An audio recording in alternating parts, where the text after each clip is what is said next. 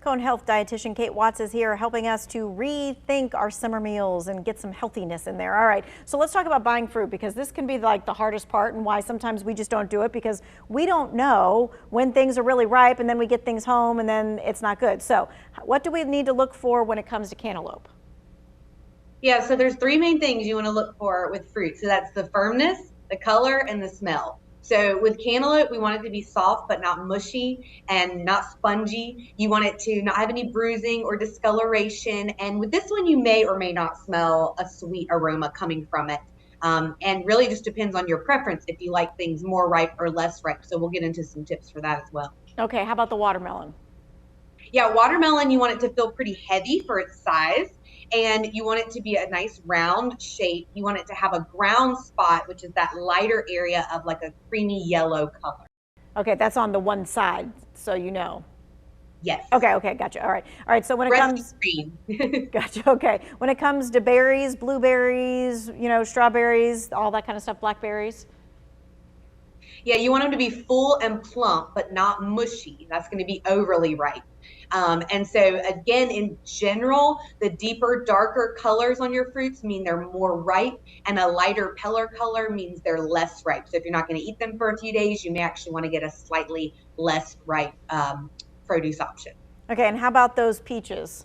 I have good and bad luck with peaches. Oh man, my favorite. So peaches are very, very sensitive. So you don't want to push on them hard, but you do want to do the little thumb test and get a little bit of give. You don't want them to be very mushy or super firm, and you want it to have that nice dark yellow color. It can have a little redness on it, but the redness doesn't necessarily mean it's ripe. That just means it was in the sun. You want that dark yellow color on the rest of the peach, and you're going to smell it. You're going to walk into the room and smell that sweet aroma when it's ripe. Good to know that the redness has nothing to do with it and it's all about the yellow color. All right, let's talk about the washing and the storing of fresh fruit, because there's a lot of common mistakes that we make.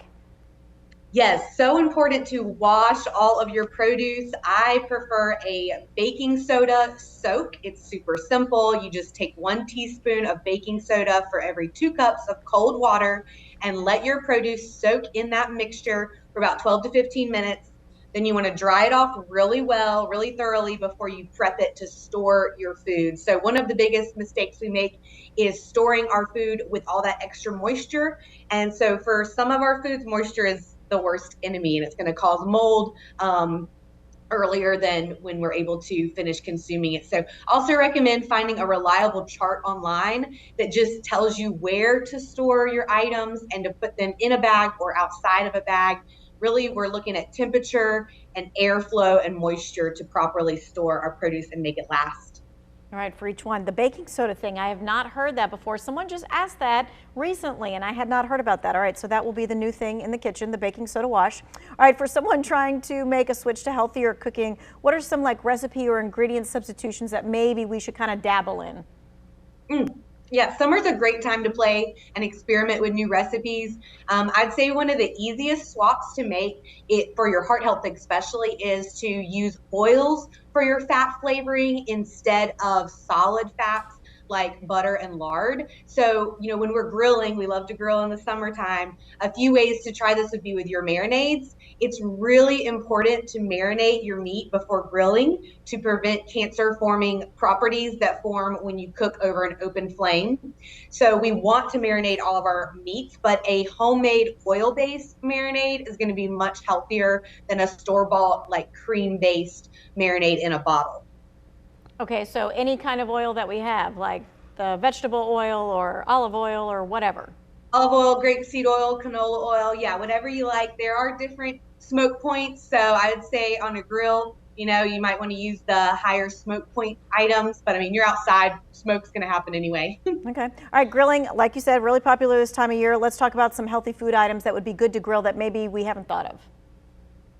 Great question. So I think you can really grill just about any fruit or vegetable as long as you're using the right method. So for smaller pieces, you may need to use a skewer or a foil packet, for example, so it doesn't fall through the grate. I love doing kebabs with squash, zucchini, peppers, onions, mushrooms, even tomato on there, and then serving it alongside rice. Trying out some really super affordable Veggie burger recipes with black beans or chickpeas is a great thing to try out. And I would also say fruits are one of my favorite things on the grill. Grilled peaches, grilled pineapple, grilled watermelon. They're so good tossed over salad, on a burger, or served for dessert alongside like a whipped topping or some ice cream. Oh, that sounds fantastic. Grilled pineapple with some ice cream.